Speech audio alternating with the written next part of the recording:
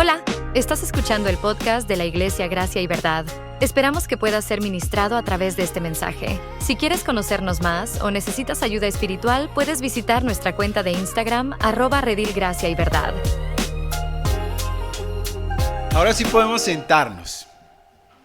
Bueno, para familiarizarnos con la enseñanza de lo que hemos estado hablando, el día de hoy vamos a tratar un tema muy, no sé si delicado, pero que tiene mucha relevancia para nosotros, y es la riqueza, ¿sí? Los ricos, de este texto se refiere a los ricos, literalmente, a los que tienen dinero y mucho.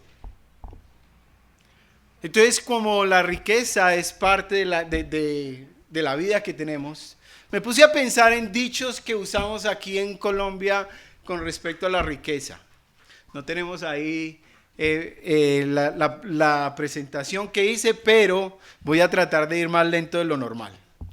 Así que el primer dicho dice: con dinero baila el perro. ¿Cuántos han escuchado a ese dicho? A ver, por la plata baila el perro, lo decimos en Bogotá, ¿cierto? Sí, así también, ¿cierto? Por la plata baila el perro. El rico hace lo que quiere y el pobre hace lo que puede. ¿No? Y esta es la que más me llama la atención, porque la he visto hasta en videos por ahí, personas diciendo: ¿es que mi plata no vale o qué? ¿Sí? ¿No han escuchado esa frase? ¿Es que mi plata no vale? Ahora, estos dichos populares me pusieron a pensar, especialmente el primero: por la plata baila el perro. Todo lo del pobre robado, ¿cierto? ¿Por qué por la plata baila el perro? Me hizo pensar porque los perros, yo no soy amante de las mascotas, la verdad. Nunca en mi vida he tenido mascotas, en mi casa nunca las permitieron. Y ahora tengo conejos en mi casa, imagínense. Pero los perros me parecen animales curiosos, no son fáciles de tener, ¿no?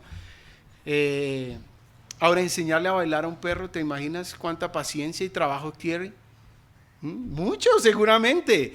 Tienes que tener dedicación, tienes que tener constancia, mucha paciencia, mucho esfuerzo. Pero ¿por qué el dinero hace que el perro baile? ¿Sí? ¿No se han puesto a pensar por qué el dinero hace que un perro baile?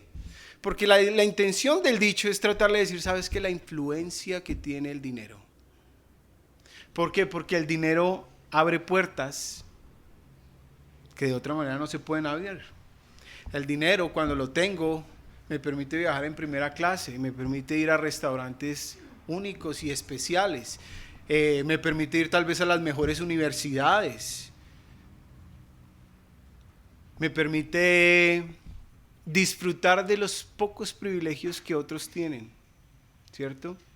Tal vez ir a un club, ser afiliado a un club y muchas otras más. El dinero en general hace muchas cosas. Y por ahí muchos dicen: es mejor tenerlo que no tenerlo, ¿cierto? Dicen que es mejor tener la plata que no tenerla. Entonces, me puse a pensar, bueno, entonces, ¿quiénes son los ricos en nuestra sociedad? ¿Cómo podemos llamar la riqueza aquí? ¿Cómo puedo saber si yo soy rico o no? ¿Será que sí lo soy o no? Pues de acuerdo al DANE, cualquier persona que gana más de 3,5 millones en Colombia es considerada una persona de alta clase. Es decir, que si tú ya ganas 3,5 millones, ok, ya estás en la alta clase de este país. Ahora, riqueza es cuando ya tienes posesiones, tienes tal vez un hogar, una casa, tierras. Alguien dirá: uy, no, pero 3,5 millones como que no, como que eso no me cuadra. Pues a la luz del país, puede que sí sea, porque hay gente que realmente vive en pobreza. Cuando te comparas con países ricos, tú dirás: Suiza, no, pues yo soy pobre. Colombia es un país pobre en realidad. Pero el tema que nos trata hoy es: ¿será que yo soy rico? ¿Será que la riqueza yo la tengo? ¿Sí? Pues eso es lo que vamos a estar estudiando. Ahora, por alguna razón la Escritura habla más de la riqueza que cualquier otra cosa. Habla más del dinero habla más del dinero que la salvación y de cualquier otra cosa que te lo imagines. Incluso Pablo, cuando tú miras detenidamente esta carta, ¿sabes? La primera vez que habla del dinero está por allá en el capítulo 2 y se dirige a las mujeres y les dice a las mujeres que que no lleguen a la iglesia con peinados ostentosos, con cadenas de oro ni nada de eso. En el capítulo 3 luego le dice a los pastores que deben trabajar. A los diáconos les dice también que no deben ser codiciosos de ganancias deshonestas. A los creyentes, ¿sabes qué les dice? Que provean para su casa, porque si no han negado la fe y son peores que un incrédulo.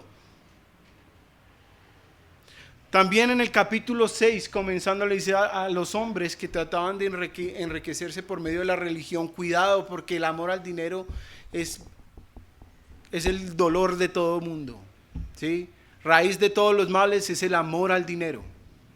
Y después les dice así: a los ricos de este mundo enséñales que no sean altaneros, ni pongan su esperanza en la incertidumbre de la riqueza, sino en Dios, el cual da abundantemente todas las cosas para que disfrutemos. Enséñales que hagan bien, que sean ricos en buenas obras, generosos y prontos a compartir, acumulando para sí el tesoro de un buen fundamento para el futuro, para que puedan echar mano de lo que en verdad es vida. A los que saben cómo enseño yo, lo primero que quiero darles es una idea. Vamos a resumir esto en una verdad central. Una idea simple, que esa es la que vamos a predicar. Tal vez tú tomas nota. Entonces, si tomas nota, dice así: Dios y su llamado son verdadera esperanza y vida. Te lo repito: Dios y su llamado son verdadera esperanza y vida. Coma. ¿Listo? La riqueza puede ser un peligro y es una gran responsabilidad. Entonces, Dios y su llamado son verdadera esperanza y vida. La riqueza puede ser un peligro y es una gran responsabilidad. La voy a ir repitiendo a lo largo del mensaje para que no se les olvide. Entonces, lo primero que quiero decirles es que si ustedes tienen una Biblia como esta, ¿sí? Una Biblia que es la Biblia de las Américas, a mí no me gusta la manera en que la Biblia de las Américas dividió el texto, ¿sí? Me parece que cuando la manera en que ellos dividen el texto pierden mucho de lo que dice. Entonces, lo que vamos a hacer, para poder entenderlo correctamente, vamos a usar versículos 15, 16 y luego así el 17. El versículo 15 y 16 en la Nueva Versión Internacional dice así, que es la que quiero usar para esos dos versículos especialmente: la cual Dios en su debido tiempo hará que se cumpla, al único y bendito y soberano Rey de reyes y Señor de señores, al único inmortal que vive en luz inaccesible, a quien nadie ha visto ni nadie puede ver. A Él sea el honor y el poder eternamente. Amén. Ahora, ¿por qué vamos a arrancar desde ahí? Porque Pablo parece que por alguna razón diferente, Pablo como que estaba a punto de terminar su carta. Eso es lo que se llama una doxología. Si tú miras sus cartas, Pablo termina con palabras similares siempre sus cartas. Ahora, las doxologías generalmente lo que hacen es invitarnos a alabar y nos revelan mucho de quién es Dios. Pero cuando ya parece que va a terminar los versículos 15 y 16, como que uno diría, Pablo va a terminar su carta, inserta un versículo más. Bueno, de hecho 3, 4. ¿Por qué?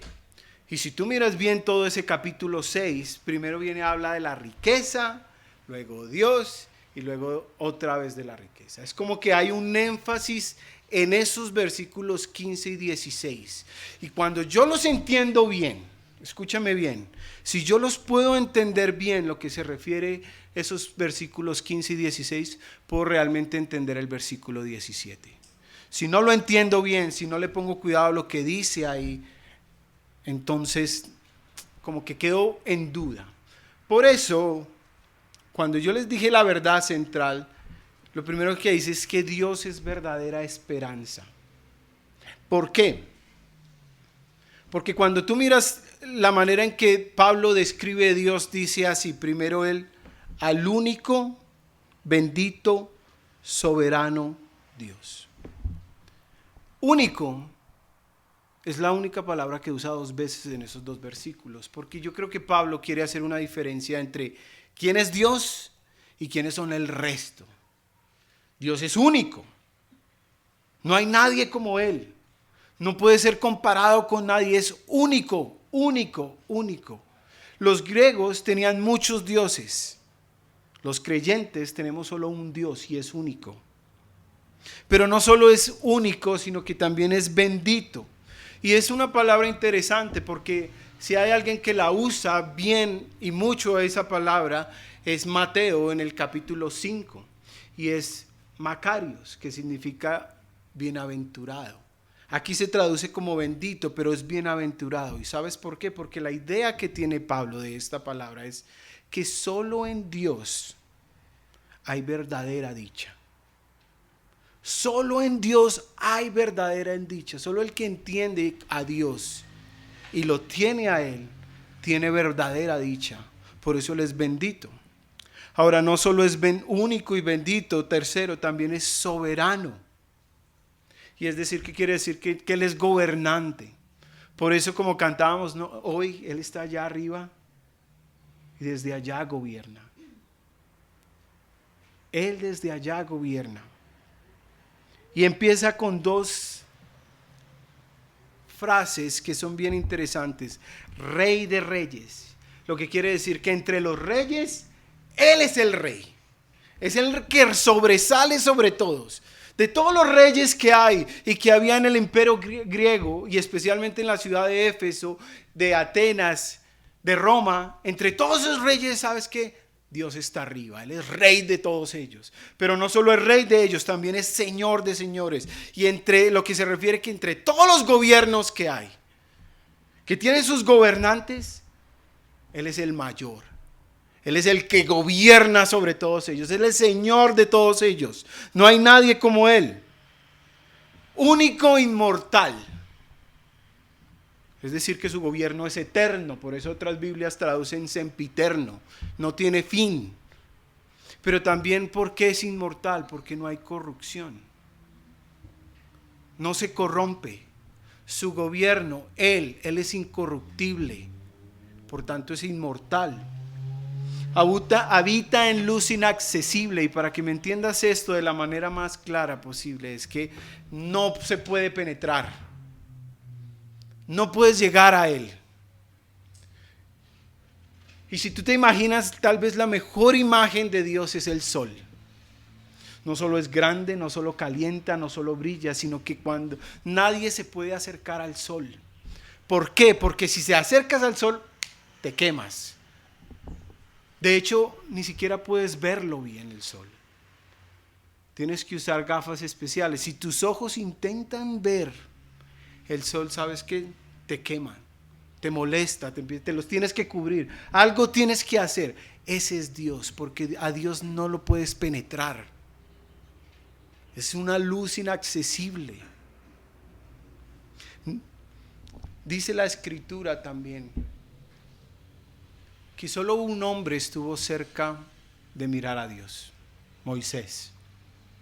Pero Dios le dijo a Moisés: sabes que no me puedes ver, porque si me ves vas a morir. De manera que le mostró su espalda. Pero ¿sabes qué pasó con Moisés? Dice que cuando bajó del monte después de estar con Dios, que nadie lo podía ver. Que de manera que le tuvieron que poner un velo, porque la gente no podía soportar la luz de su rostro. Porque eso es lo que pasa cuando tú intentas verte con Dios. Produce un cambio tan brusco, tan abrupto, que la gente no lo puede soportar. Y finalmente el versículo termina: ningún hombre ha visto ni puede ver. ¿Cierto? Por eso Moisés no lo pudo ver. Se le reveló una parte. Nadie puede ver a Dios, porque ciertamente el que intente ver a Dios va a morir. Ahora sí, después de que tú entiendes quién es Dios, después de que lo ves a la luz del contexto, dice: los ricos, mira. ¿De dónde? De este mundo. Entonces Pablo cambia la ecuación. ¿Sabes qué? Dios está allá. Aquí están los ricos de este mundo. Y en medio de los ricos de este mundo les dice algo: que no pongan su esperanza en la incertidumbre de las riquezas, sino en Dios. ¿Por qué? porque da abundantemente todas las cosas para que las disfrutemos. Entonces, no solo Dios está allá, pero también no solo Dios está fuera de la creación, pero también se relaciona con su creación. ¿Y sabes qué dice? Da. Y no da poco.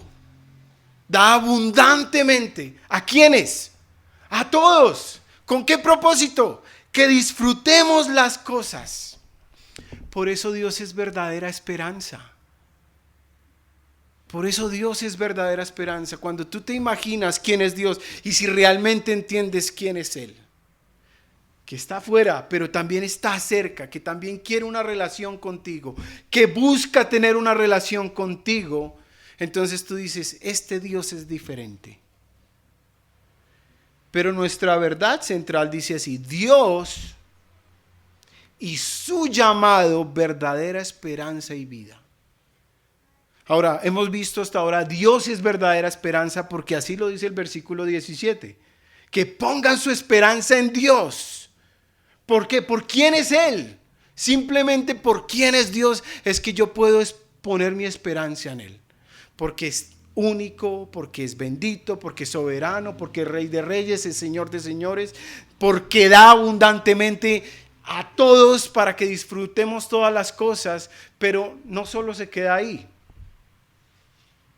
Mira el versículo 19 de este pasaje, dice así: acumulando para sí el tesoro y de un buen fundamento para el futuro, para que puedan echar mano de lo que en verdad es vida. Entonces es Dios, verdadera esperanza, ¿cierto? Y su llamado,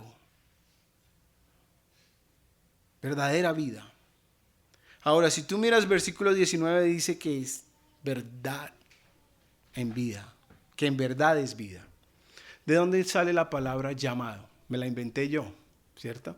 No. Resulta que Pablo llega y dice, usa una palabra, echar mano. Ahora, esa palabra es una palabra griega compuesta. ¿Y qué da la idea? Usa una preposición y un verbo. El verbo es lambano, que quiere decir que yo recibo, es algo que recibo.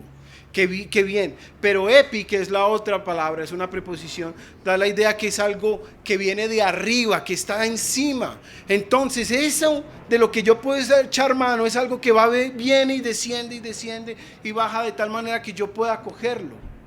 Pero ¿por qué lo usa? Resulta que Pablo lo usa nuevamente y lo usó anteriormente en el versículo 12 de ese pasaje. Y allí dice, pelea la buena batalla de la fe. Echa mano de la vida eterna a la cual fuiste llamado. Entonces la diferencia aquí es que aquí le añade dos cositas. Primero, vida eterna. ¿Y que se viene de dónde? De un llamado. De manera que si yo quiero ver las riquezas de la manera bíblica, si yo soy rico y quiero vivir rico de la manera bíblica, no solo tengo que entender quién es Dios, poner mi esperanza en Él, pero también tengo que entender cuál es su llamado. Y Pablo dice así en el capítulo 4 de 2 de Corintios, no vayan allá, yo se los voy a leer. Versículos 4 al 7, y dice así: en los cuales el Dios de este mundo ha cegado el entendimiento de los incrédulos, para que no vean el resplandor del evangelio de la gloria de Cristo, que es la imagen de Dios. Porque no nos predicamos a nosotros mismos, sino a Cristo Jesús como Señor, y a nosotros como siervos de ustedes por amor de Jesús. Pues Dios dijo, ¿qué dijo? Que de las tinieblas resplandezca la luz. Él es el que ha resplandecido en nuestros corazones para iluminarnos del conocimiento de la gloria de Dios en el rostro de Cristo. Pero tenemos este tesoro en vasos de barro para que la extraordinaria grandeza del poder sea de Dios y no de nosotros. ¿Sabes qué es lo que está diciendo ese pasaje? Es que antes de conocer a Dios estábamos ciegos y no podíamos ver porque el Dios de este mundo tenía cegado nuestro entendimiento. No podíamos ver a Dios, no podíamos entender quién era. Pero entonces Dios, viendo nuestra incapacidad para acercarnos a Él, para conocerlo a Él, ¿sabes qué dijo? Que de las tinieblas resplandezca la luz. Y entonces tus ojos, que tenían unas escamas y un velo, se cayeron, se rompieron, y por primera vez en tu vida, ¿qué hiciste? Viste. ¿Y qué viste? El glorioso evangelio de Cristo. Tan glorioso es que Pablo dice que tenemos este tesoro en vasos de barro. Es tan glorioso, es tan bello, que tú realmente puedes disfrutarlo. Por eso cuando tú ves, cuando Dios te llamó de las tinieblas a la luz, sabes que tus ojos cambiaron. Tus amigos ya no son como eran. La música que escuchabas ya no trae el deleite que traía. La manera de ver el mundo ya no es tan atractiva.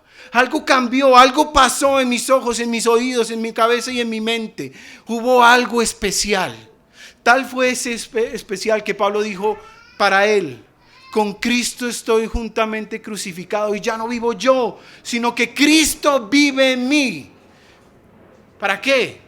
Para que todo lo que vivo ahora en la carne lo vivo por la fe en el Hijo de Dios, el cual me amó y se entregó a sí mismo por mí. En Filipenses dice que todas las cosas que eran para él ganancia, las he estimado como pérdidas por el excelente conocimiento de Cristo Jesús mi Señor, por el cual lo he perdido todo y lo considero como estiércol, a fin de ganar a Cristo y ser hallado en él. Por eso Pedro le dijo a sus creyentes: ¿sabes qué?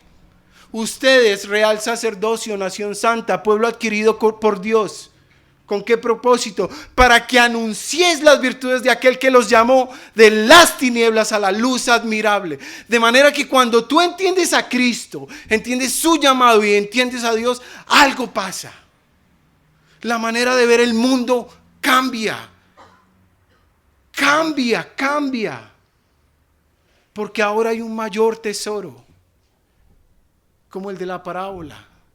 Dice ese hombre que cuando halló a Cristo, dice, fue y vendió todo lo que tenía y cogió ese tesoro y lo guardó. Porque había hallado ¿a quién? A Dios, su Salvador y Señor, a Cristo. De manera que su entendimiento del mundo cambió, su manera de ver las cosas cambió. Por eso, Dios y su llamado son verdadera vida y esperanza. Si yo entiendo eso, si realmente entiendo quién es Dios y entiendo a dónde me llamó, de las tinieblas a la luz, de estar sin Dios para estar con Dios, de estar muerto en mis delitos y pecados para tener vida, y vida en abundancia y vida eterna, tal vida que jamás he tenido, entonces puedo ver, puedo decir, ¿cómo veo yo la riqueza? Porque de lo contrario, estos son palabras y palabras. Pero cuando yo entiendo a Dios y lo que Él ha hecho y a lo que me ha llamado, la riqueza la veo diferente. Y entiendo los peligros de la riqueza.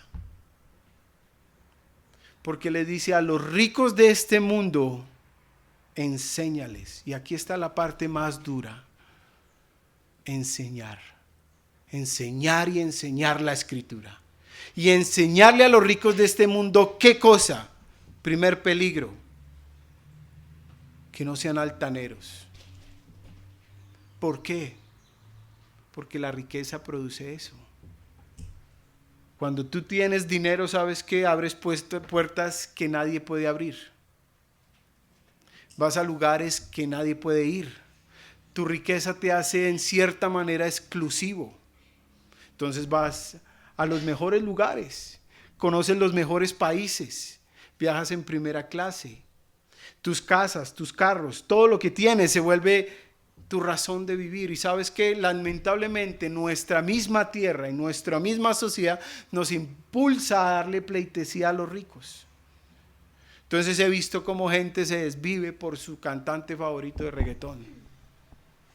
Cómo hace filas para ir y darle pleitesía a un poco de hombres como si fueran de otro mundo. Aquí no pertenecen, son de otro planeta.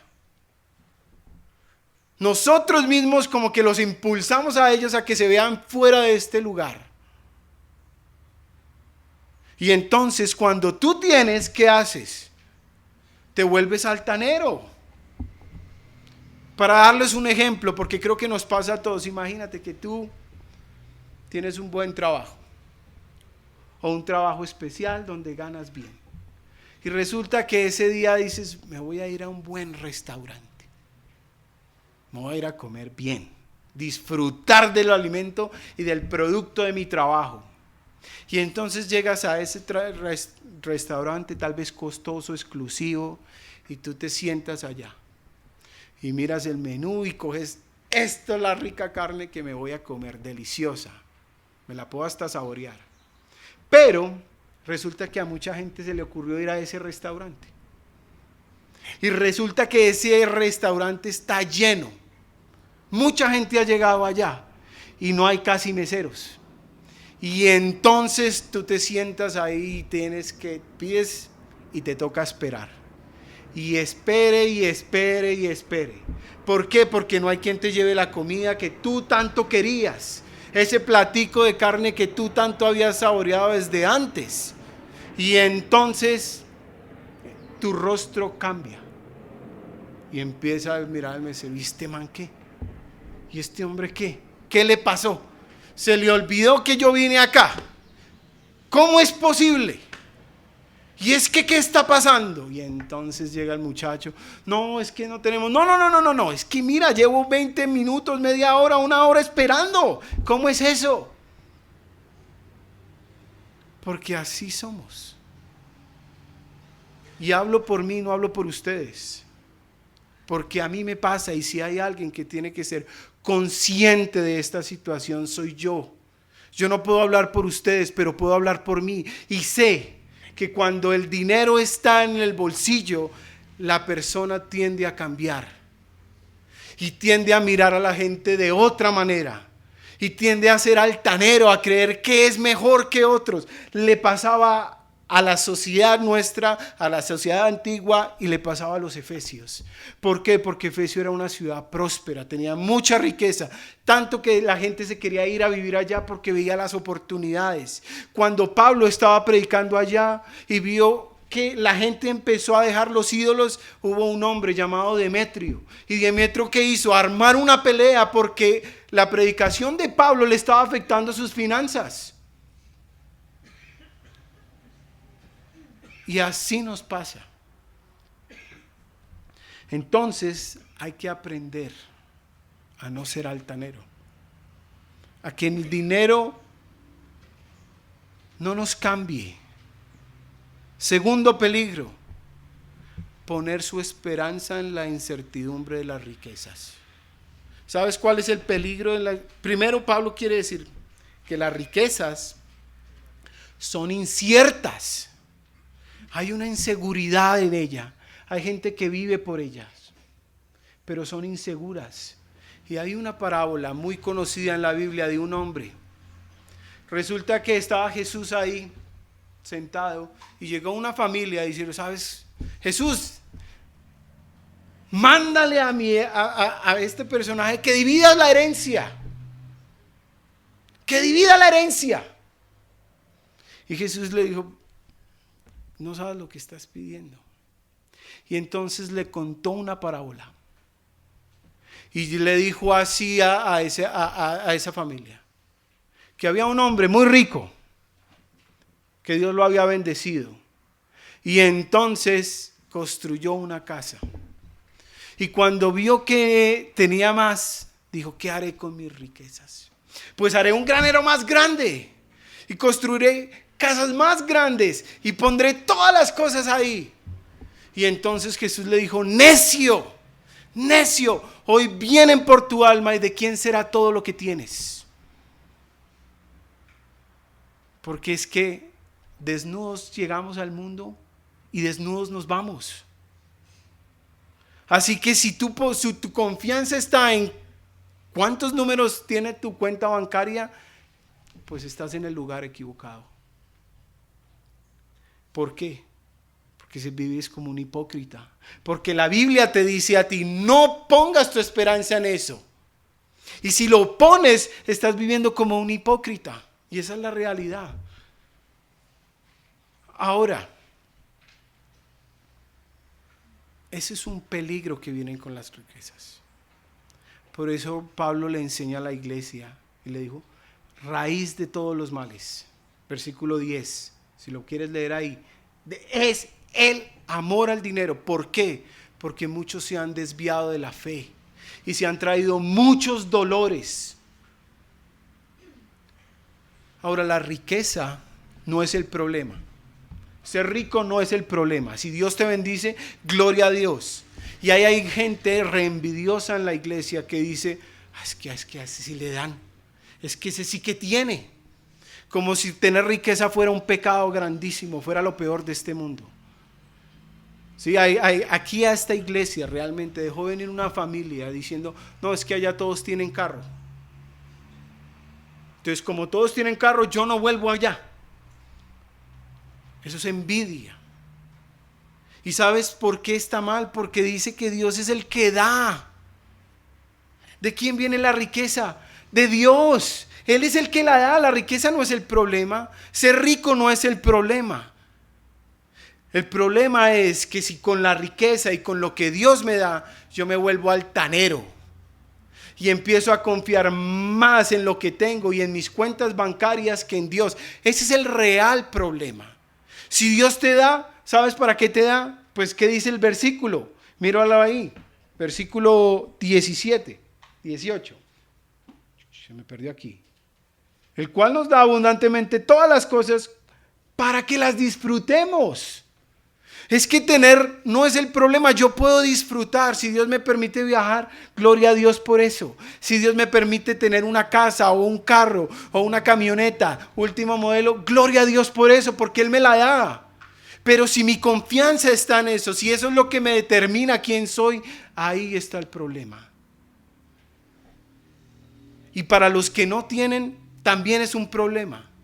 Porque están poniendo la mira en lo que ellos tienen y no en lo que Dios les da. ¿Y a quién le da Dios? A todos, dice la Escritura. A unos les da más y a otros les da menos. Pero a todos nos da, porque todos nos podemos levantar y abrir los ojos. Porque todos tenemos manos y pies. Porque todos tenemos el aire que Él nos regala para respirar. Porque todos tenemos la vegetación que Él nos da. Nos la da toda. De manera que yo no tengo por qué quejarme. Esos son los dos peligros de la riqueza. Ahora, ¿cuáles son las responsabilidades de ella? Pues dice así la palabra: que hagan bien. Es decir, esa frase, que hagan bien, es que se enfoquen en Dios, porque todas las cosas provienen de Él. Yo no puedo hacer bien si no tengo a Dios en el corazón. Puedo tener mucha riqueza, pero sin Dios en el corazón, de nada me sirve. Pero con Dios puedo hacer bien porque lo tengo a Él presente, porque Él se vuelve el gran fundamento que habla la Escritura. También le dice, responsabilidad número 2, que sean ricos en buenas obras. Que sean ricos. Mira lo que dice: ricos de este mundo versus ricos en buenas obras. Ahora, la palabra que usa de buenos es una palabra griega que se llama kalos. ¿Qué significa esa palabra? Es una palabra que solo se usaba para las divinidades, para los seres divinos. Es decir, que si yo soy rico, tengo que darlas para Dios, ser rico para Dios en obras. Y si tú te pones a pensar en eso, no es solo cuánto das en la ofrenda, es ser rico para el Señor, es en andar en las buenas obras que Él preparó de antemano, como dice Efesios capítulo 2 versículo 10. Anden en ellas, porque Dios las preparó de antemano, porque Dios nos da dones, nos da talentos, nos da riqueza, nos da. ¿Para qué? Para que le sirvamos a Él en buenas obras, para que seamos ricos. Nada peor que un rico que no quiere servir en la iglesia. Y hay ricos, conozco de una iglesia, que cuando le decían, ¿sabe que a usted le toca servir el tinto? Decían, ay, ¿usted cómo me va a poner a mí a servir un tinto? Otro que le decían, tiene que recibir a la gente y sentarla. ¿Usted cómo me va a poner a mí a recibir a la gente y a sentarla en las sillas? Porque esa es la imagen equivocada. Creer que la riqueza es solo dar. No, ser rico para el Señor en buenas obras es servirle a Dios. darle lo mejor a Dios, dale tu corazón, dale tu alma, dale tu mente, dale tus dones, dale tus talentos. Eso es ser rico para el Señor. Tercera responsabilidad, ser generoso. Y eso es como yo uso el dinero. ¿Sabes? Dios no me dio riqueza solo para que yo me enriquezca, sino yo tengo que aprender a ser generoso. Generoso, darle a otros. Pensar en qué necesidad tienen. Gente de la iglesia, gente fuera de la iglesia, la misma iglesia, sí, ser generosos. Y la cuarta es prontos para compartir. Y aquí quiero decir, hay una palabra griega que se llama koinonía. La usamos mucho para comunión los unos con los otros. Resulta que la palabra prontos para compartir es una sola. Y se deriva de eso, de koinonía, de esa unión, de ese compartir. ¿A qué se refiere? Que yo con lo que Dios me da, lo comparto con mi comunión, con la gente con la que yo convivo, con la gente con la que yo comparto, con la iglesia. Pronto. Si Dios me da, tengo que ver la riqueza como una manera de bendecir a otros, como una manera de suplir las necesidades de otros. No para que yo llegue y diga, voy a añadirle un cerro más a mi cuenta, voy a poner un billete más en mis bolsillos, como le pasaba a Rockefeller, que le decían, ¿cuándo usted va a tener dinero suficiente? Cuando tenga $1 más en mi bolsillo. De manera que por eso Dios da la riqueza. Ahora, hay un lindo coro que yo cantaba de niño. Me lo cantaban mis papás y lo cantaban en la iglesia cuando alguien se moría, cuando íbamos a un entierro. Y dice así: mansión gloriosa tengo yo en el cielo, do las maldades nunca entrarán, toda tristeza cambiará en consuelo, y el dulce canto, el dolor y afán. Bellas mansiones hay allá en la gloria, tendré en la mía el gozo sin par. Suenan las notas de la grata victoria, voy pues con gozo a mi dulce hogar. ¿Por qué?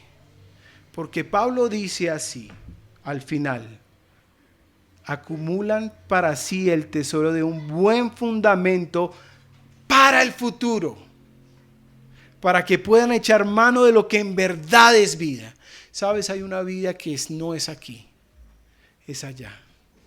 Es una vida eterna a la que Él me ha llamado. Y Él es galardonador de los que lo buscan, dice su palabra. Dios conoce el corazón. Dios nos da riquezas a muchos, pero nuestra riqueza no está pensada aquí, allá. Dice que Él está preparando un lugar para nosotros, una mansión para nosotros, de manera que mis ojos no pueden estar velados por esta tierra. Esta tierra es pasajera. Aquí hay ladrones y ellos minan y hurtan. En el cielo no. De manera que yo pienso en el futuro. Yo pienso en esa vida, en esa esperanza eterna. Y por eso soy generoso, por eso soy dadivoso, por eso pienso en ayudar a otros. Por eso no pongo mi esperanza en esta tierra, sino la pongo en Dios, porque Él da a los que lo buscan. Ahora, vamos a aplicar este texto. Ahora, yo no sé si tú te consideras rico o no en nuestra congregación, pero seguramente en la congregación hay gente que sí lo sabe. La misma iglesia sabe si tú eres rico o no. Maybe tú no te consideras así. Tal vez tú digas, no, pues yo no. Pero la iglesia sí lo sabe. Entonces, reflexiona en esa idea primero. Y te animo a que seas generoso. Bendice a otros con tus riquezas. No pienses que lo único que importa es cuánto me crecen los bolsillos o cuánto me crece el banco. No. Busca a alguien en la iglesia, Relaciónate con alguien en la iglesia. Tal vez esa persona está pasando necesidad, tiene hambre, no tiene con qué comer, no le falta un mercado, yo qué sé. Pero tú lo puedes saber. Invítala. ¿Sabes qué? Te voy a bendecir con un mercado. Te voy a bendecir con una ofrenda especial para que cubras las necesidades que te hacen falta este mes. Si no tienes para el agua, si no tienes para el pan, si no tienes para la leche, ¿sabes qué? Yo te la compro. Porque para eso Dios nos dio las riquezas. Y si tú ganas un sueldo de 3,5 millones para arriba, pues puedes bendecir, porque así lo dice el DANE, en un país tan pobre como el nuestro. Ahora, muchos en nuestra congregación no son ricos. Y tal vez dicen, no, pues esto no aplica para mí. Yo no tengo riqueza. ¿Sí? Dios a mí no me ha bendecido como a otros. Pero eso no impide que no seas dadivoso. Eso no impide que tú digas, ¿sabes qué? Siempre hay un café y un pan en nuestras casas. De manera que tú coges a alguien y le dices, quiero que me visites. Y quiero invitarte un café y un pan en mi casa. No te puedo llevar afuera, pero sí te puedo llevar adentro de mi hogar. Porque al fin y al cabo Dios nos da a todos. Abundantemente, así tú no lo veas. A todos nos da abundantemente, así no lo veas. Y de pronto si nos visitas por primera vez dices, pues yo he venido, o has visitado la iglesia varias veces, pero por alguna razón sigues luchando con la riqueza. Por alguna razón tú dices, no sé, me afanan las cosas y las posesiones de esta tierra. Pues yo te invito a que evalúes en quién estás poniendo tu confianza. No que te pase como la gente de Wall Street. ¿Sabes qué les pasó? El 11 de noviembre, hombres muy ricos, se les estrelló un avión allá. ¿Y qué pasó? Exacto, en septiembre 11. Y se murieron muchos. Y a partir de ahí no te imaginas cuánta gente quebró. Porque es que nada tenemos en esta vida y nada nos llevamos. De manera que hay alguien que realmente en el que puedo confiar. Vamos a orar y terminar. Y mientras eso voy a invitarle a Samuel que nos dirija en la última canción, que sirva como alimento para irnos a nuestras casas en un día lluvioso como hoy. Señor, tu palabra es buena, es alimento, nos enseña cómo vivir, cómo disfrutar de lo que tú nos das. Dios, oramos por aquellos que luchamos, tal vez tú nos bendices más que a otros y tenemos mayor riqueza que otros, Señor. Enséñanos a vivir como nos enseña tu palabra. Que no seamos hipócritas. Que no nos hagamos los de los oídos sordos, Señor.